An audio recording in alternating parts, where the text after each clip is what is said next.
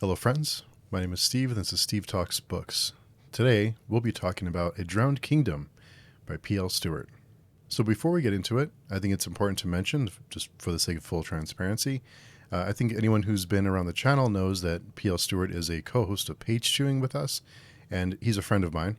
I will say that I did purchase the hardcover book of A Drowned Kingdom and the audiobook with my own money for just because I wanted to support his book. He did offer, but I always like to support the books when I can. And I did listen to this on audiobook 100%. I listened from start to finish. Once I got rolling on that audiobook, I just didn't want to stop.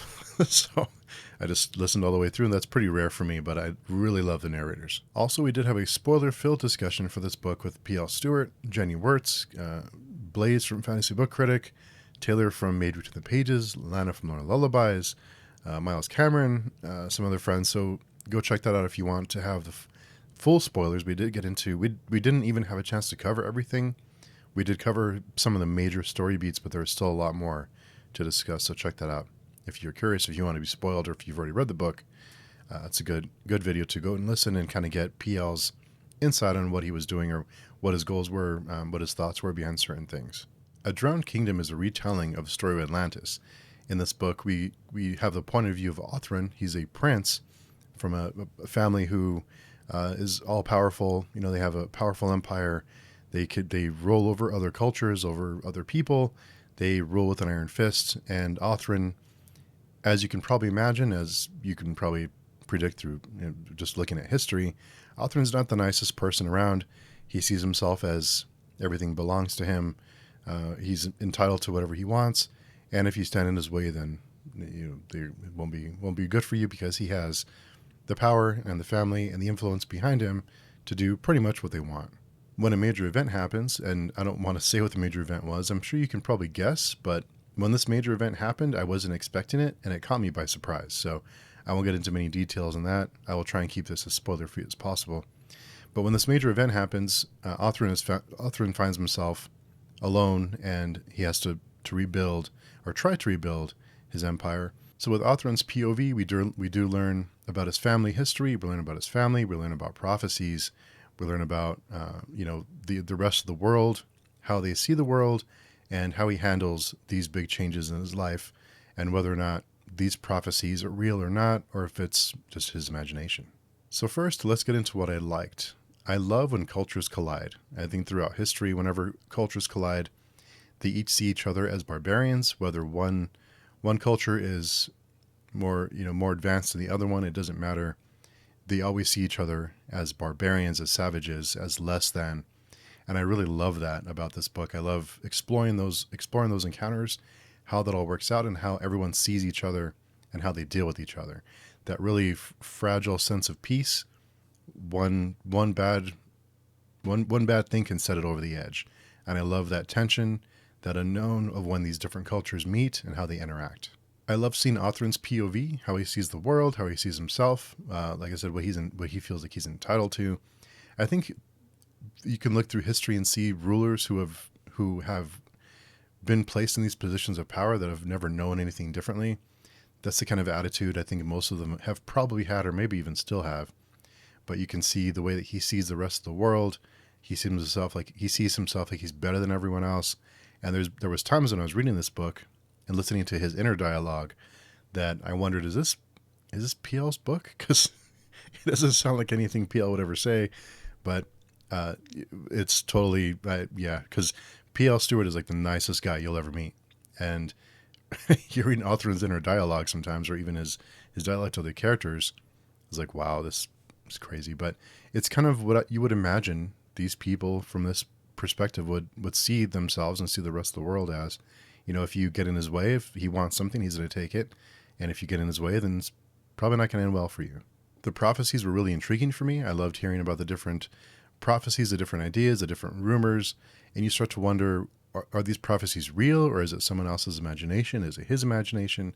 What's really happening? Is this just something he's telling himself, or someone else is telling themselves to kind of keep on going, or is this really a prophecy? So you start to wonder what's really happening here. You know that it's significant for the rest of the books, for the rest of the series, and that adds to the intrigue for me to want to find out okay, what's really going on here? We do have large portions of the book that we get lots of backstory, lots of information, lots of history. We start learning about what led us to this point, at least large portions of it. And there are times when the tension starts building to a conflict, to a like a combat conflict, battles, and as the tension rises, there's some great payoffs. There's one battle in particular that just really surprised me. It was just done fantastic. And one thing about fantasy, those of you who have been around know that I like my combat short and sweet and to the point.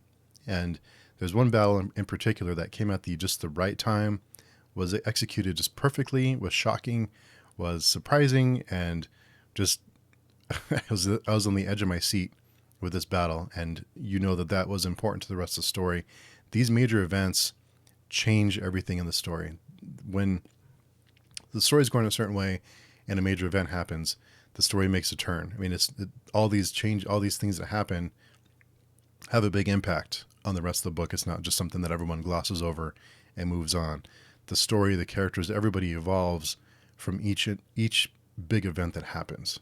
Now let's talk about what I didn't like. I did mention we do have long stretches in the story full of information, full of backstory, full of history. We do learn a lot about this world. Sometimes the stretches went on a little bit too long and it got a little dry. It was like reading a history book. Not that history books aren't interesting, but I think you know what I mean. And we do have battles and conflicts and other things that happen to break that up, but sometimes they're a little too far apart that we needed something else in the middle to kind of break it up, to kind of mix things up a little bit. There's lots of planning, plotting. There's lots of, double crosses and things like that. People looking out for their own interests, the situation they find themselves in. People are trying to capitalize on it. You do learn a lot about, like I said, about the family and what their motivations are, what may or may not have happened. So those things all added to it, but there were some stretches that you just wanted a little break in between. You needed something to kind of mix things up a little bit. So my overall thoughts on this one is it was great seeing Othrin's journey from where we start into the end, and lots of things happen in this book. There's a long journey for Othrin, especially seeing where he started and where he ended up and how he dealt with every different type of problem, how he dealt with the different people in his life, and this whole circumstance, everything in his world gets turned upside down. And seeing him, how he deals with that, how he evolves, was really, really fascinating to me to see how he dealt with it and where he ends up at the end of the book. Seeing Othrin from where he starts, being very confident, very secure, very comfortable, and then seeing how he deals with every obstacle in his way, his world gets thrown upside down. So seeing where he is at the end and how his worldview changes, how his personality changes, whether it's good or it's bad, that all made everything in the book significant, like it all mattered.